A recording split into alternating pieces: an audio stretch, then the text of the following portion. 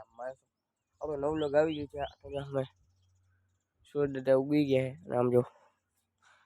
હા છ વાગી ગયા અટાણે આપણે ત્યાં થઈ ગયા જોવા માટે બુધવાર છે એટલે હજી નવું લોગ પડી આપણે અને આપણે કાલ બ્લોગ ઉતાર્યો હતો એનો આવતો નાખી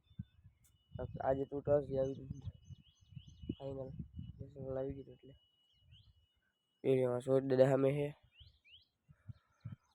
આમ મોસમ બધું કેવું જોઈ લ્યો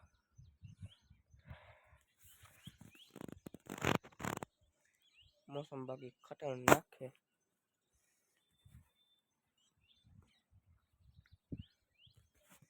સોચ દાદા કન્ફ્યુઝ કરો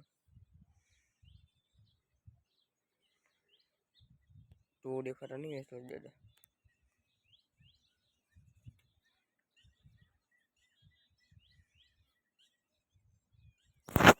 તો આજનો આપણો વિડીયો ક્યાં લાગે કોમેન્ટ આવડે